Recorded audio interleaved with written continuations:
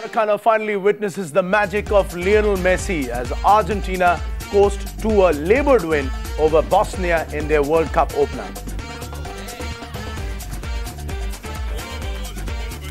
Good morning and welcome to the beautiful game here on CNN IB. And yes, all three of us, including the sports desk, have laboured through yet another massive night shift with those massive matches. And joining me tonight, right at this point of time, Novi Kapadia. Good morning, Novi. Good morning, Karim Ben Sharifa. Both of them looking a bit sleepy, but you cannot hold it against them since they have been up through the night watching all the matches as you guys have been. But before that, let's take you through the other matches last night. France put in a very, very impressive performance, and the smiles will be back on the Karim in our studio because the other Karim, Benzema, hits the net twice. It's just a case of Swiss cakes and cheese as Ecuador are handed a 2-1 defeat by Switzerland. And don't forget the big one coming up later tonight. It's the Mannschaft versus the best player in the world. Team Germany, will they be able to take on the one-man army of Cristiano Ronaldo? All right, let's take you through this first one right away. Two Bosnians scoring once each, but it was a moment of magic from Lionel Messi that got the Maracana roaring in delight as Argentina opened their title pursuit with a 2-1 win over Bosnia-Herzegovina. Now, the World Cup debutants had a horror start as they went behind in the third minute itself through an own goal. Messi sending in a cross, perfect cross into the middle, but that kissed the Bosnian left back Kolasinac on its way into the net. But the Bosnians came back strongly with Hajovic and Pjanic coming close to striking and actually striking terror in the Argentine ranks. And that's how it stayed till the hour mark, after which Brazil, they had the first sighting of Messi magic at its spiritual home. Picking up the ball near the halfway mark, he set off on another sensational run, and after picking it back off Higuain's feet, he strode around to send in a brilliant strike. The goal the World Cup was possibly waiting for. In fact, we were all waiting for some Messi magic. But remember, with just 6 minutes left on the clock, the Bosnians pulled one back as Lulic produced a brilliant through that evaded the dodgy Argentine defense all over the place, and for substitute Ibisevic to score. Inspired by this effort, which was their first ever goal in the World Cup, the Bosnians went for the kill, but Argentina somehow managed to hold on to secure the win and also get 3 points to boot. All right, what a game it was last night. Argentina versus Bosnia ending just a few minutes after 5 o'clock this morning. Look at that, 59% possession. Argentina obviously holding more possession than Bosnia to 41. But the interesting thing, this is where statistics for once tells you the story in a football game. 12 shots for Argentina, but just 2 on target. On the other hand, Bosnia took 16 shots and 6 on target and also got 6 corners against 2 for Argentina. Far more penetration for Bosnia. Not many Argentine supporters would be agreeing with me on this one, but this is exactly how the match panned out. Unfortunate possibly for Bosnia that they could not have the killing punch in the final third to produce what would have been a dramatic equalizer and split points with Argentina. Novi Kapadia, obviously we will talk about Lionel Messi, but not the sort of start from Argentina which all of us had been hoping for. Yes, full credit to Bosnia. Any team in their World Cup debut falling behind with what is, a sort of an own goal, as early as the third minute would tend to capitulate, and especially later on when Messi showed such scintillating skills. But full credit to this Bosnia and Herzegovina team. They are obviously well-drilled, they have faith in themselves, and they will be very formidable. Argentina happy that they've got off to a winning start and the superstar has got his goal. I did expect at the Maracana, vast ground, open ground, Messi had lots of space to play. But yes, the Argentina forward line was not as scintillating as expected. Right, and Karim, obviously we'll talk about the formations in a bit, but disappointing the fact that, yes, we were discussing this point so many times that Sabella, the coach, he was a little between the styles of Bilardo and Cesar Luis Menotti, but he actually ditched a 4-3-3 and went for a rather defensive 5-3-2, and that surely did not work. Why did he do this in the first game? Does it not show that the coach was actually scared of going all out for a win? Well, that's what surprised us just before the start of the game when we get the formations.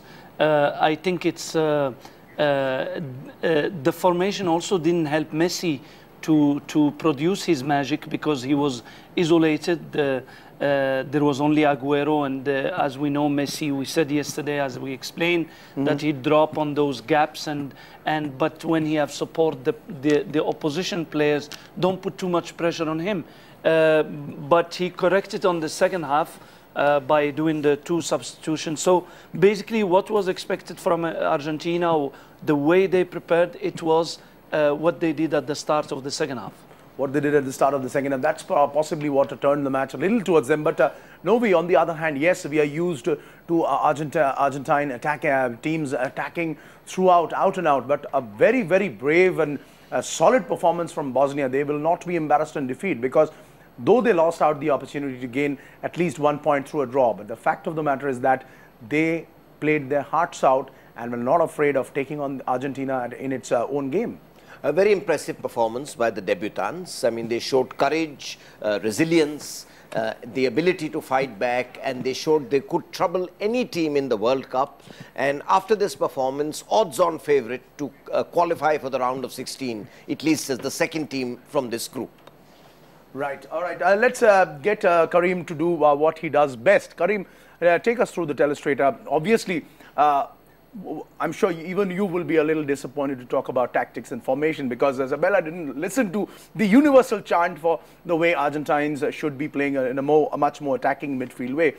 But the fact of the matter is 3-5-2, yes, you said that he has the tendency to sometimes go back to 3-5-2. You've said this in the preview shows which we did before the World Cup. But 3-5-2 against a team which had been playing 4-4-2 but is very good at adopting 4-3-2-1. 3-5-2 against 4-3-2-1, it does not work 90% of the times. Well, yes. I mean, the problem with the 3-5-2 that I just explained now is when they attack, of course, they push the side backs, right. Zabaleta as well, and you will find only Mascarenas, and then we have the 2 midfield. Then we have Messi. Right. Aguero is here. So what happened is the Messi in this area became isolated, and what Bosnia did well is every time he received the ball, they have players who put pressure on him because he doesn't have enough support from these players. Right. Right. And that's what make the game a little bit more difficult because they lost one player on the defense. Rather, this player should have been in a 4-3-3. Right. Normally, this player is one of the attacking players. One of the attacking players. And also, a strange question, Karim, maybe we could have a quiz. That when was the last time Javier Mascherano actually played in a real midfield position? That is something which we were very surprised with looking at yesterday. But on the other hand, if you see the fact that if you can take out the Argentine composition and show us how the Serbs played, because yes, they lost the game, but their 3-man attacking triangle, which was headed by Pjanic, that was devastating. That literally tore apart the Argentine midfield and even made sure that most of the times they could not operate through the flanks. We was impressed by the Bosnian. In fact, the statistics showed that they didn't sit back and defend. They used, because on a 3-5-2 we know that you have the 3 centre backs, right, and you had to push the side backs. So basically these spaces was always available for the Bosnian team, right, to use them best by these players, but also by the flanks as well. And that's create a lot of space on the defensive third of Argentina. Right. It's also a matter of perception and perspective, because a lot of these foreign websites are writing about the fact that yes, Edin Dzeko was left isolated himself, but maybe as you make the point that the centre backs were actually forced to stay within their own area because Dzeko was there.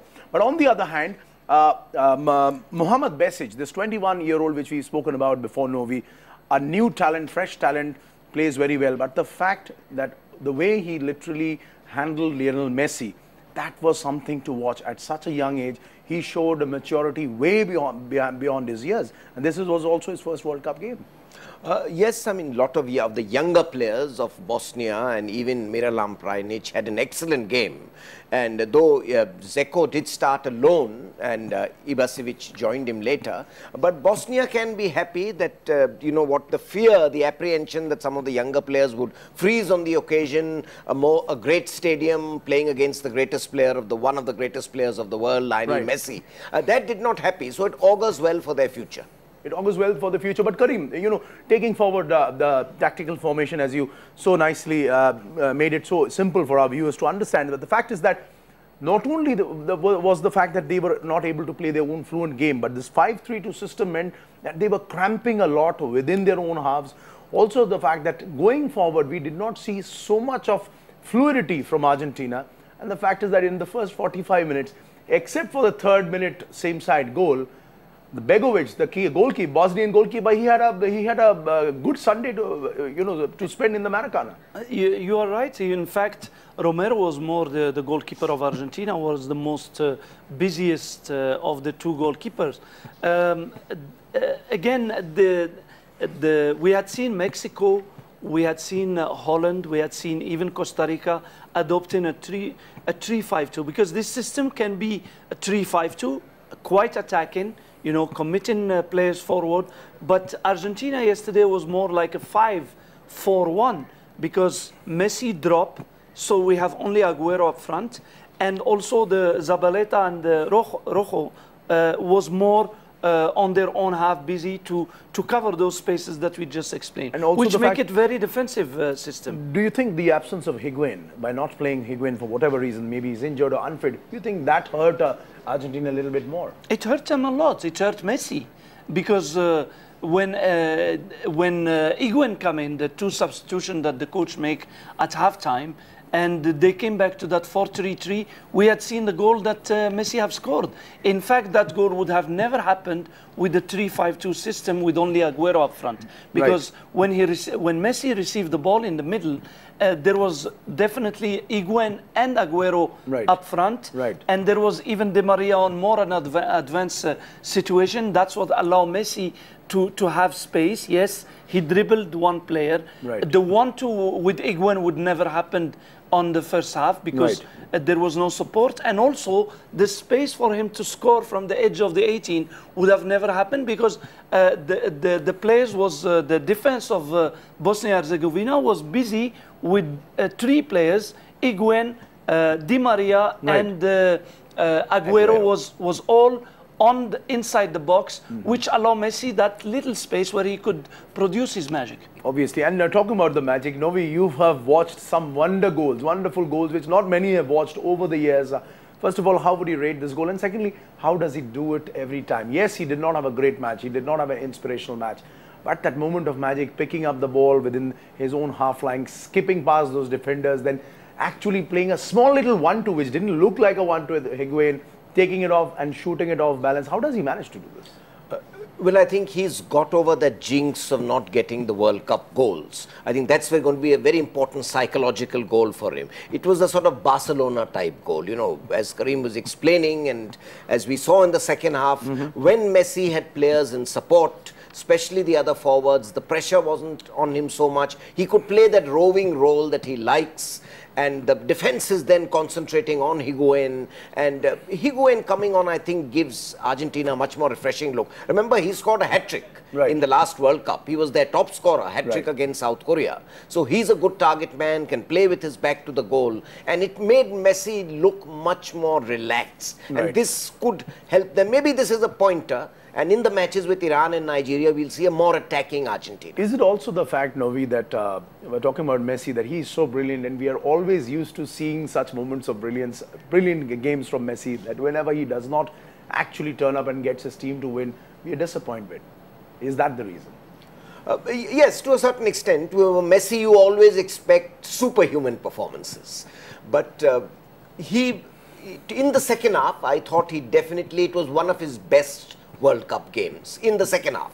When Gonzalo Higuain came on, for the games that he has played for Argentina in 2006 and 10, this you saw the Messi of Barcelona for a long period of the second half. And maybe this will pick up. Maybe Sabaya has realized. I think he gave too much respect to Bosnia and Herzegovina, especially the threat of Edin Dzeko and Miralam Pjanic. All right, as we quickly wrap this up, Karim, very little time, but Angel Di Maria, a little disappointed with his performance. Yes, the coach actually twisted around the entire performance, the formations, tactics, everything, but he is simply too good a player. We really missed Angel Di Maria in the way we are used to seeing him operate for Real Madrid. Well, again, I would rather, I think Di Maria, there was moments where he worked very hard. Yesterday, though we could not see him a lot with the ball, but defensively he worked very hard. I would more put it on the confusion that was created by that, starting with the system. You don't see this a lot.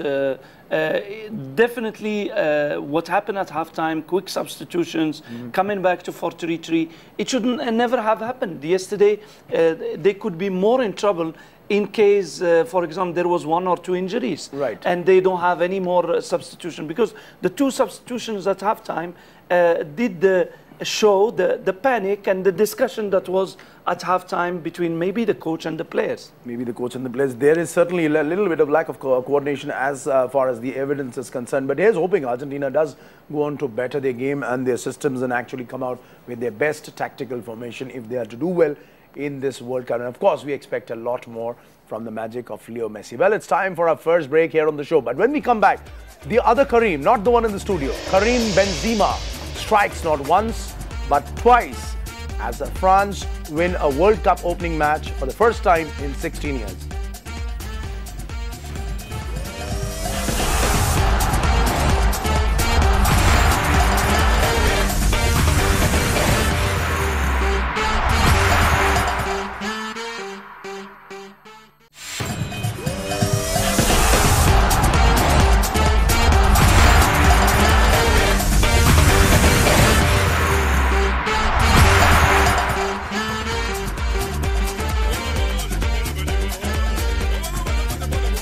Welcome back to the beautiful game. Now, France started their quest for a second world title in style, getting the better of Honduras 3-0 in their Group E opener that saw the Central Americans kicking more opponents than kicking the ball.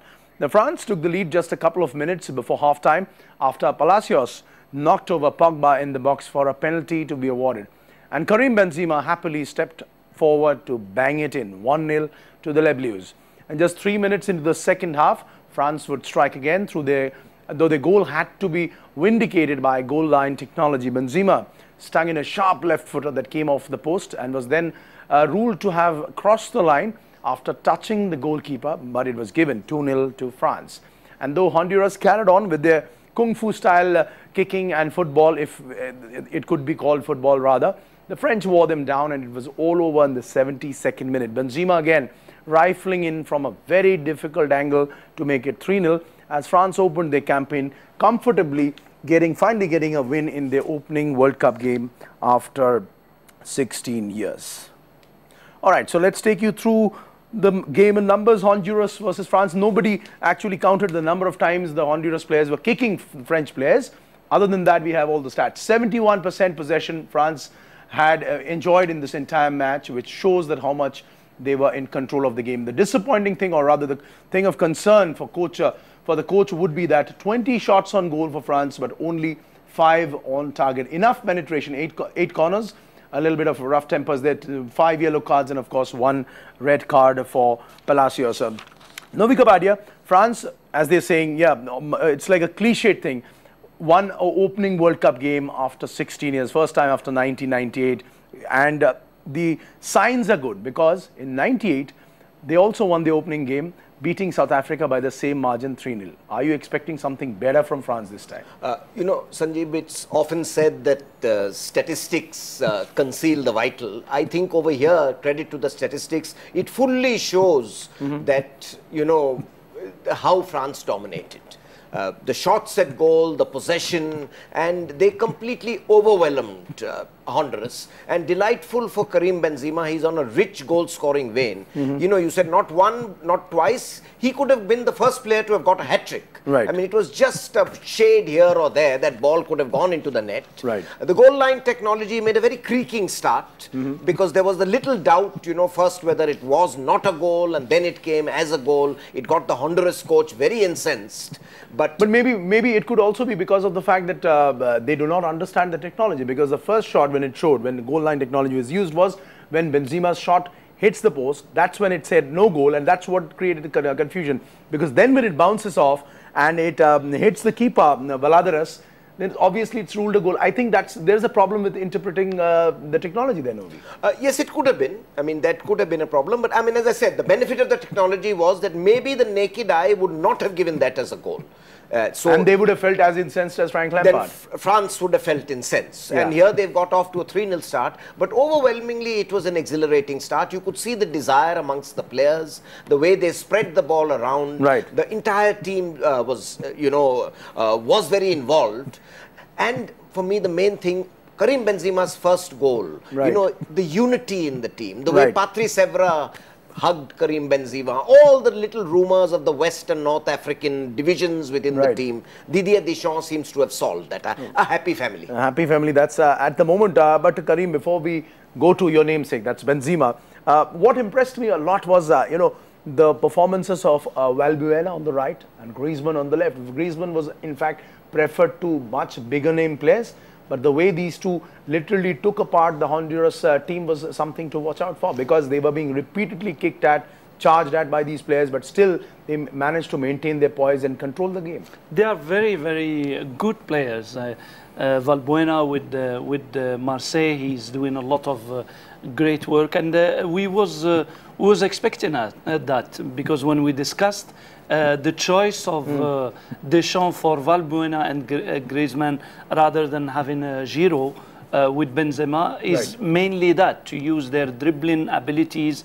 They get France a lot of free kicks. They got Honduras players a lot of cards, which definitely destabilize the opponent. They are very difficult players to play on. When you look at them, just like Messi, they're not the physically strong guys, but when it comes to speed, agility, mobility, and skills, they are very difficult to mark.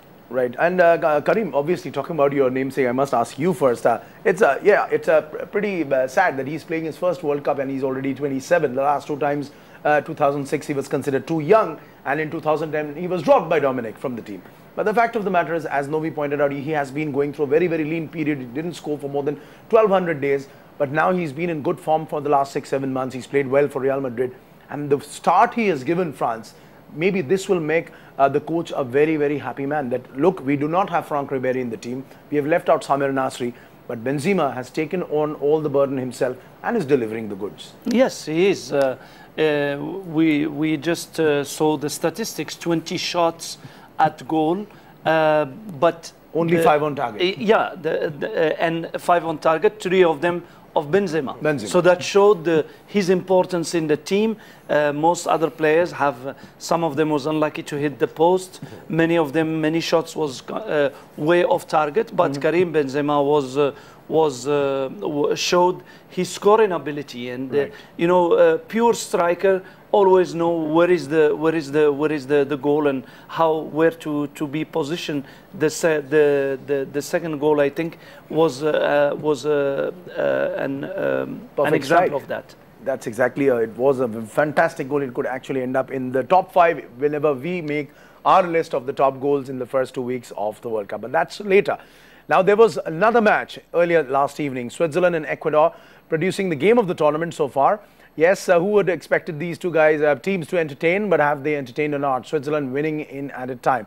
Now, frenzied start in the Brazilian capital as both teams went on the attack.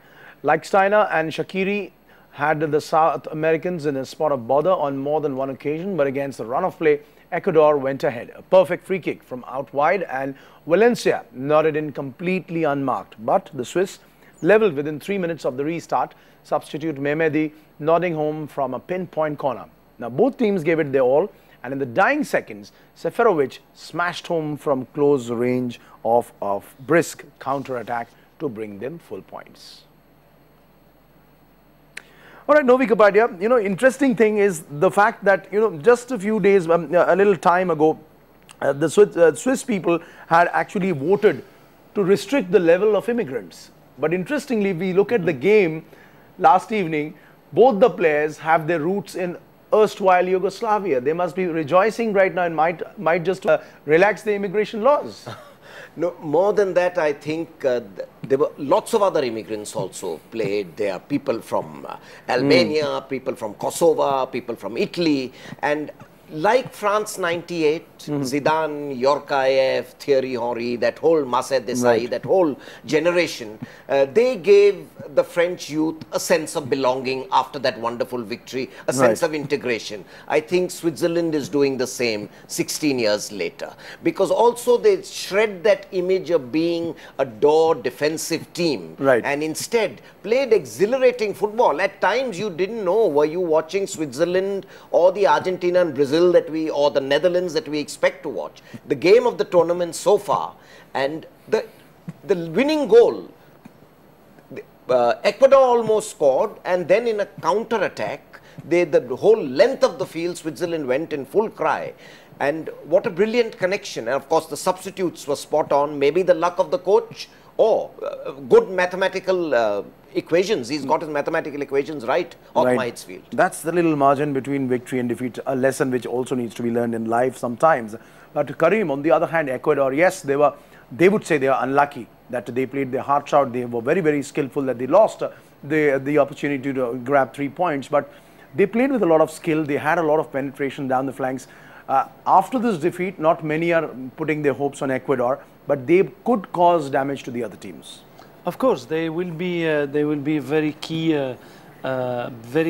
factor in the qualification, which two teams will qualify. They are not an easy team to play. You know, these South American teams, they are, as I said, especially when they meet European teams, there is definitely an advantage for the ground, for the weather especially. That's why I give a lot of credit to Switzerland yesterday, because they played at 1 o'clock. So maybe if they play in the evening, Switzerland will be even better when it comes to pace. And so Ecuador still have an outside chance. You know, this is football, you never know. This is football, absolutely. Beautifully said for the beautiful game. Let's take a look at how exactly the results of these matches have put this group in. Group E, France obviously at top with 3, followed by Switzerland, Ecuador and Honduras yet to open the account. But the interesting thing is that France play Switzerland in what could decide who would come first, come on top of this group. And remember, in spite of their great victory in their opening game, France have not beaten the Swiss in over a decade as far as the records are concerned. Well, on that note, it's time for another break on the show. But when we come back, we'll tell you about how the Mannschaft is planning to tackle the best player in the world. Yes, it's Cristiano Ronaldo versus Jogi Löw's bunch.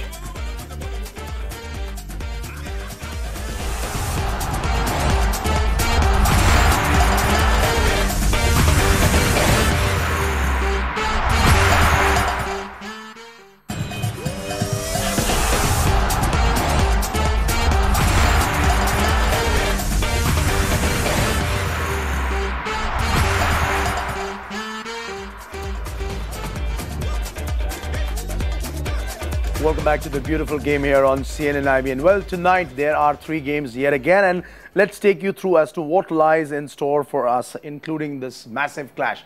First up, 9:30 India time, Germany versus Portugal. The question is, will Bastian Schweinsteiger be playing and taking on Cristiano Ronaldo?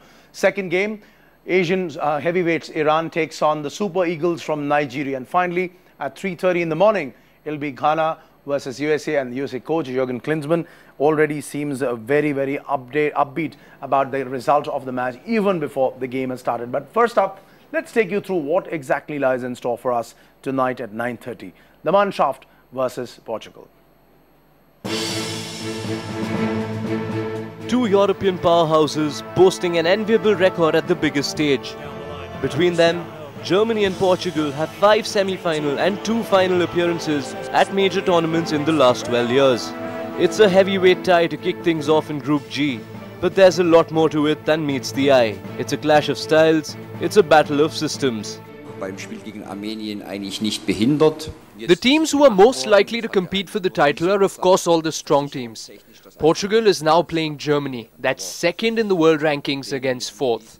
But if we work well as a team, I believe we have a very, very good chance to go far in this tournament. Germany are perhaps the best team to have not tasted any success in the previous decade. But coach Jogi Löw has turned his battle-hardened team into arguably the most ruthless, well-drilled machine there is today. Losing Marco Reus to injury was not the ideal start to their World Cup. But the Germans have at their disposal a squad deep enough to give the Portuguese a hard time, with or without Cristiano Ronaldo. Cristiano is obviously extremely important for us. He is our captain and he is the best in the world. He is going to help the team with his experience and we are counting on him to help us achieve our goal. All the build-up to Portugal's opener, and their entire campaign for that matter, has revolved around the fitness of CR7.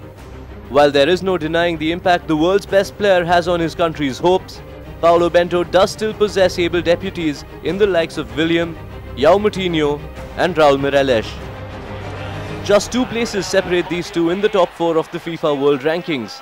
And if Portugal's talisman is indeed deemed fit, there could be precious little left to choose in Salvador tonight. Novi Kapadia, the fact of the matter is Ronaldo addressed a press conference late last night, Indian time, and where he told the reporters that yes, I'm not 110% fit, but I'm 100% fit and that is good enough for my national team. Look at the confidence. He is the big man, big star for the team. He is, a lot of people call him the show pony, but he is their record goal scorer, the captain, their main man. He's literally everything. He is first Ronaldo and then comes Portugal. So obviously they will be looking to him. They will be looking to him, and it's a mouth-watering clash. I mean, number 2 and 4 in the world, to put it in tennis terms, it's like Djokovic taking on Roger Federer in a first-round match.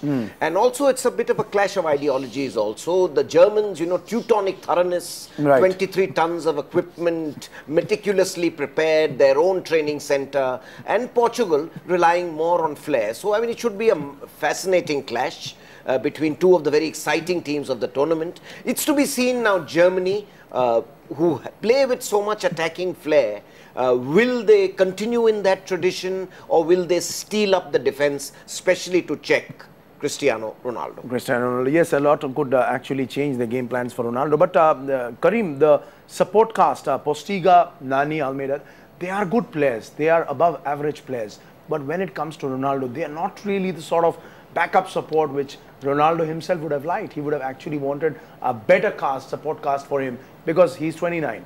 This could possibly be his last shot to win a World Cup for Portugal. Well, again, this kind, if you notice the problem of these teams who have stars like that, Argentina with Messi, Portugal with Ronaldo, the whole talk, the whole conversation is about Ronaldo. And I'm sure 100% that this sometimes do affect the spirit inside the team. You hear the Portuguese players talking about Ronaldo, we are having the best player and all that, but sometimes it do affect the players on their mind, and therefore when we come to the game, they are not 100% mentally there to give their support as they should for the team. So that's something also, that's the pay, the price that we pay when you have a star player. Or maybe they could take an example from India's World Cup winning 2011 cricket team, where every youngster used to say to Novi that we will win it for Sachin, we will do it for Tendulkar. Maybe that's the other way which they could possibly look at. One does not know whether it happens in sports other than cricket. But talking about defense, Jerome Boateng at right back to stop Ronaldo, will he be good enough? Because Schweinsteiger looks unlikely to be taking part of this match because of injury concerns. Well, I think it's the entire German defense which will matter, because Ronaldo's going, like Messi, is going to play a roving game all over the field.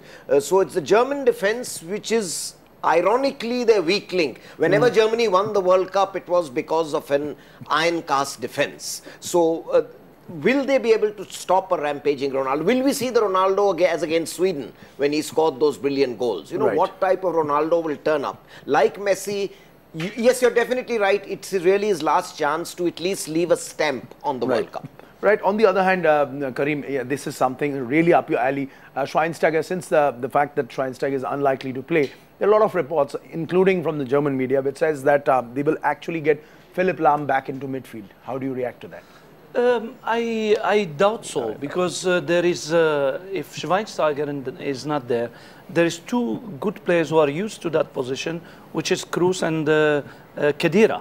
You know, I think especially when it comes to the threat of Ronaldo, what we will see is, you know, the German playing that 4-2-3-1. The three players up behind the striker, behind maybe Klose, will not defend quickly and deep.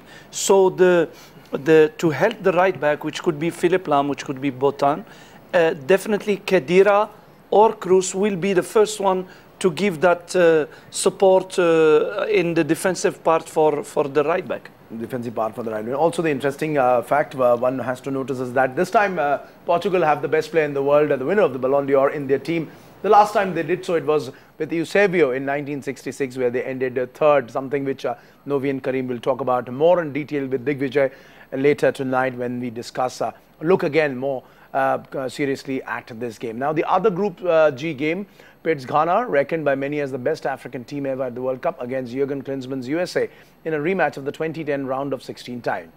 The teams may be drawn in what is possibly one of the toughest groups this year, but the Ghanaians needn't look any further than their 2010 campaign. Ghana, remember, were just one last-minute penalty away from the semi-finals in that match for the ages against Uruguay, which a lot of people will remember Suarez. They will, however, face a United States side eyeing revenge for their extra-time defeat back in 2010. And in Klinsmann, the Americans have what could prove to be just the right tactical mind required to find their way through.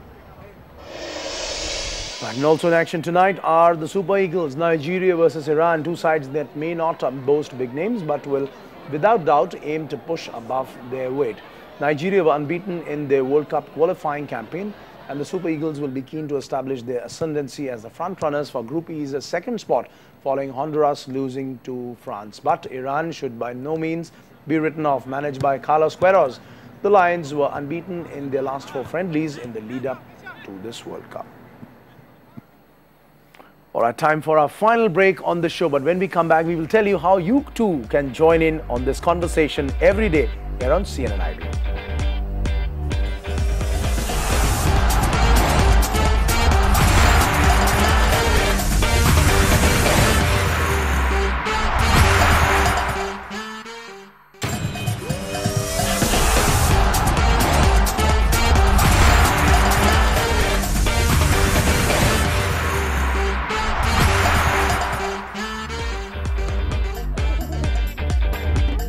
Welcome back to the Beautiful Game. Now I'm going to tell you how you can join in on this conversation here on CNN IBN. Well, all you have to do is tweet to us at IBN Live using the hashtag World Cup.